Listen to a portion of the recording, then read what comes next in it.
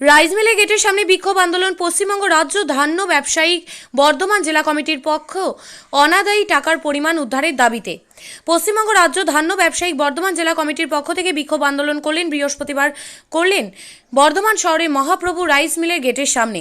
মূলত Mahaprabhu rice mill থেকে অনাদায়ী টাকার পরিমাণ উদ্ধারের জন্য এই বিক্ষোভ আন্দোলন করেন তারা। এই বিষয়ে রাজ্য ধান্য ব্যবসায়ী সমিতি রাজ্য কমিটি কনভেনার তথা পূর্ব বর্ধমান জেলার সম্পাদক বিশ্বজিৎ মল্লিক তার বক্তব্যে জানিয়েছেন, মহাপ্রভু রাইস মিল 2011 সালে বন্ধ হয়ে যায়।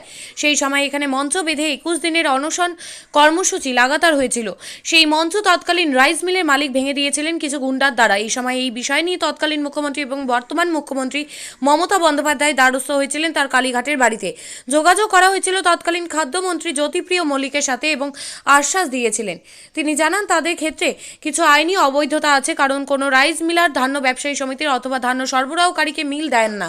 এক্ষেত্রে আইনি ক্ষেত্রে প্রমাণ করার ক্ষেত্রে পিছিয়ে যাওয়া হয়। তবে এই বিষয়টা সকলেরই জানার, ধান সরবরাহ করে ধান্য ব্যবসায়ীরা সেই ধানের রাইস মিল চলে। ধান্য ব্যবসায়ীরা যে কাগজপত্র খাতায় কলমে দেখান সেগুলো মিথ্যে।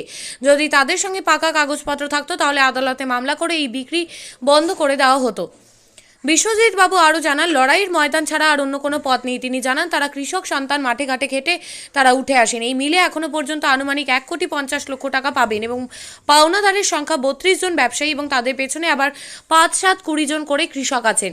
সেক্ষেত্রে তারা যেমন টাকা হারাবেন, কৃষকদের কেউ টাকা তুলে দিতে তাদের পক্ষে সম্ভব হবে না। ব্যাংক অকশনের মাধ্যমে যিনি এই মিলটা কিনেছেন, উমেশ দোকানি নামে যে ব্যবসায়ী, তিনি জেনে শুনেই কিনেছেন এবং তিনি জানতেন পেছনে কিছু পাওনাদার আছে। তবে আন্দোলন চলাকালীন উমেশ বাবুর সঙ্গে মুখোমুখি হয়, তখন তিনি নিজের পরিচয় দিয়েছিলেন একজন কর্মচারী বলে। পরে জানা গিয়েছিল তিনি হচ্ছেন উমেশ দোকানি। তবে সেই সময় তিনি আশ্বাস দিয়েছিলেন যে একটা আলোচনায় বসা হবে 7-10 দিনের মধ্যে এবং চেষ্টা করা হবে কতটা টাকা দেওয়া যায়। ত্রিনয়নী জুয়েলার্স হলমার্ক সোনার কাজ করা হয় ও কেডিয়াম পানি কাজ করা হয়। পহলানপুর তীরতলা বাজার, পূর্ব বর্ধমান। যোগাযোগ 9732049330 অথবা 9732086356 এই নম্বরে। আজকে কাদের তরফ থেকে কোথায় আসা হয়েছে আর কিসের জন্য আসা হয়েছে? পশ্চিমবঙ্গ রাজ্য ধান্য ব্যবসায়ী সমিতির বর্ধমান জেলা কমিটির তরফে আজকে আন্দোলন কর্মসূচি নেওয়া হয়েছে মহাপ্রভু রাইস মিল হতে অনাদায়ী টাকার পরিমাণ উদ্ধার করার জন্য।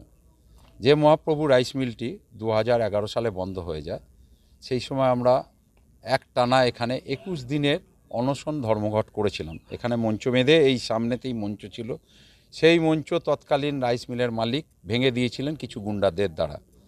আমরা ওই বিষয়টা নিয়ে তৎকালীন মুখ্যমন্ত্রী বা বর্তমান মুখ্যমন্ত্রী মমতা ব্যানার্জির দ্বারস্থ হই। ওনার কালীঘাটের বাড়িতেও আমরা দুবার গিয়েছিলাম এই বিষয়টা নিয়ে। পরবর্তী ক্ষেত্রে আমরা তৎকালীন খাদ্যমন্ত্রী জ্যোতিপ্রিয় মল্লিকের সঙ্গে কথা বলি, ওনারাও আশ্বাস দিয়েছিলেন। আমাদের ক্ষেত্রে কিছু আইনি অবৈধতা আছে, বৈধতা নয়, অবৈধতা।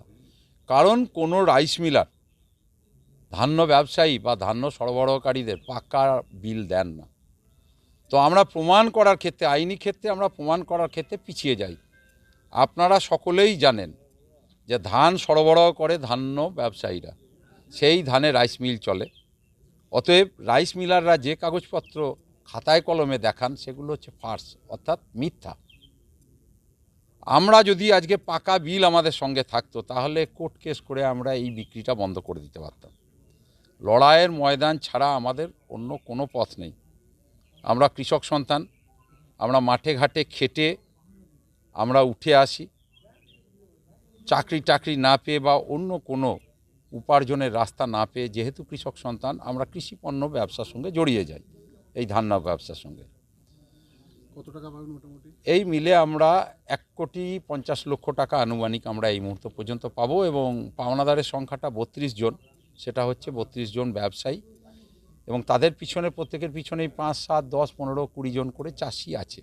আজ এই টাকাটা যদি অনাদায়ী থাকে তাহলে আমরা যেমন আমাদের টাকা হারাবো, আমরাও হয়তো সম্ভবপর হব না কৃষকের হাতে তার অর্থটা তুলে দিতে। সেক্ষেত্রে আমরা চাইবো আমাদের টাকাটা উদ্ধার হোক। ব্যাংক অকশনের মাধ্যমে যিনি কিনেছেন এই মিলটা, উমেশ দোকানিয়া, তিনি জেনে শুনেই কিনেছেন। তখনও আমাদের পোস্টার ছিল, সব ছিল। উনি 10 টাকার মালটা 2 টাকায় কিনেছেন। এই কারণেই কিনেছেন যে পিছনে কিছু পাওনাদার আছে, তাদের টাকা মেটাতে হবে। একদিন আন্দোলন করতে এসে ওনার মুখোমুখি হই। উনি প্রথমে পরিচয় দেননি, বলেছিলেন কর্মচারী। পরবর্তীতে জানতে পারলাম উনিই মালিক, উনিই উমেশ দোকানিয়া। উনি সেদিন আশ্বাস দিয়েছিলেন 7 থেকে 10 দিনের মধ্যে আমরা একটা আলোচনা সভায় বসবো এবং আমি চেষ্টা করব আপনাদের কতটা টাকা দেয়া যায়। টাকার পরিমাণ আমরা জানাচ্ছি না, কিন্তু আপনাদের আশ্বাস দিচ্ছি যে আমরা একটা টাকা আপনাদের হাতে তুলে দেবো। তো ভদ্রলোকের কথা ভেবে আমরা সেদিন কিন্তু চুপচাপ হয়ে যাই এবং অপেক্ষা করতে থাকি। আর বাংলাতে একটা প্রবাদ আছে, আশায় বাঁচে চাষা।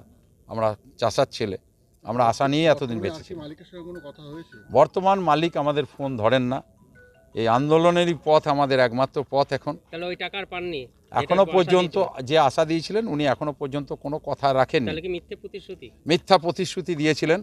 তার জন্য আগামীতে আমরা আরও বৃহত্তর আন্দোলনের পথে যেতে চাই।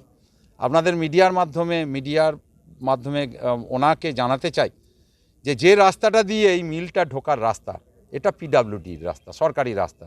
পিডাব্লিউডি তৎকালীন মালিক কার্তিক রায়কে 31 বছরের একটা লিজ চুক্তি করে দিয়েছিলেন। সেটা কিন্তু সেই লিজ চুক্তির কাগজ আমার কাছে আছে। সেখানে পরিষ্কার উল্লেখ করা আছে যে মহাপ্রভু রাইস মিলে কৃষিপণ্য নিয়ে যাতায়াতের জন্য এই রাস্তাটা ব্যবহার করতে পারবে। আজকে মহাপ্রভু রাইস মিলের চরিত্র বদল হয়ে গেছে।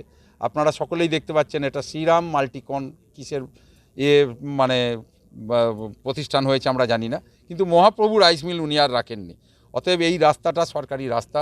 আমরা পরবর্তী লড়াইয়ের ক্ষেত্র হিসেবে আমরা এই রাস্তাটাকে পুরোটা বন্ধ করে দেবো, জেসিবি দিয়ে রাস্তা কেটে দেব। এবং যেহেতু সামনে নির্বাচন আছে, আমরা প্রশাসনকে সম্মান জানিয়ে নির্বাচনের আগে কোনো আন্দোলনে যাব না।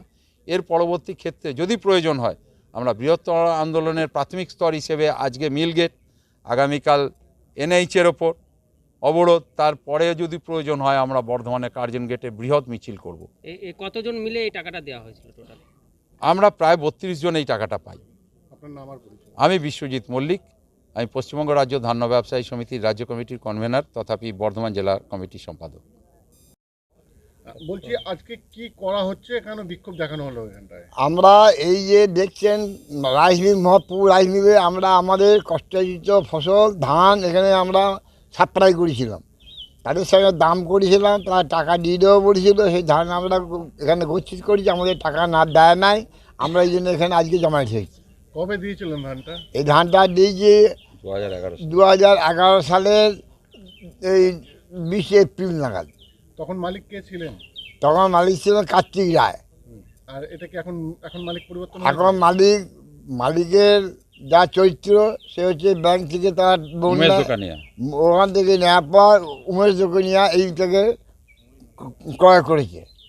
আমরা উমেশ দোকানিয়াকে বলেছি আমাদের কৃষকের ফসলের দাম তার টাকা মিটিয়ে দিতে হবে।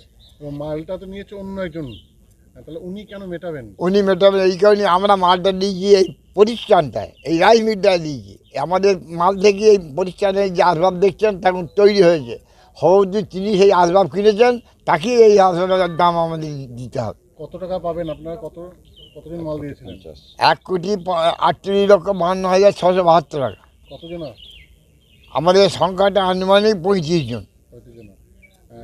যদি এখন তো বন্ধ আছে মিলটা বহুদিন থেকে মনে হচ্ছে, যদি আন্দোলনে করছেন টাকা না পেলে কি করবেন? আন্দোলন না পেলে আমরা আরো এর থেকে বৃহত্তর আন্দোলনে যাব, সে আন্দোলন থেকে লড়াই করি আমি জিতে আসবো। উচ্চ কর্তৃপক্ষকে কোনো জানিয়েছিলেন? প্রশাসনের সহযোগিতা নিয়েই আমরা এটা করছি। না মানে যে টাকা পাচ্ছেন না, আপনাদের তো একটা সংগঠন আছেন, সংগঠনে কি জানিয়েছিলেন যে টাকা পয়সা পাচ্ছেন না? প্রশাসনকে জানিয়েছিলেন? প্রশাসনকে আমি জানিয়েছি। কি বলছে প্রশাসন? বলেছে আমরা তোমাদের আন্দোলনের পথে না গেলে এটা আদায় দেবে না, আন্দোলনের পথ করে আমরা আছি। কে বলছে এটা? প্রশাসনের পথ ঠিক বলা হচ্ছে আমাদের। প্রশাসন কোন প্রশাসন থেকে বলছে? এখানকার যিনি বিধায়ক তিনিও বলেছেন। কে বিধায়ক? বিধায়ক নিশীথ মহালিক উনি বলেছেন? হ্যাঁ। কি নাম আপনার? আমার অরবিন্দ ভাইয়া। ভাত ছাড়া বাঙালির দিন চলে না। আমিষ হোক বা নিরামিষ, যে কোনো পদের সাথেই চাই ধোয়া ওঠা গরম ভাত। আর সেই ভাত যদি হয় বাসন্তী গোল্ড চালের, তাহলে তো কোনো কথাই নেই। বাসন্তী গোল্ড নামেও শোনা, রূপেও শোনা। সুস্বাদু ঝরঝরে ভাত খেতে বাড়িতে আনুন বাসন্তী গোল্ডের মিনিকেট, 1010, করিশ্মা, বাঁশকাঠি এবং রত্না সহ বিভিন্ন ধরনের উন্নত মানের চাল। আমাদের ঠিকানা মা বাসন্তী রাইস মিল, মিরপুর, উচালন, পূর্ব বর্ধমান। আমাদের যোগাযোগ নম্বর 6296406470। আমাদের আরো একটি যোগাযোগ নম্বর হলো 9475740509। মনে রাখবেন, মা বাসন্তী রাইস মিল।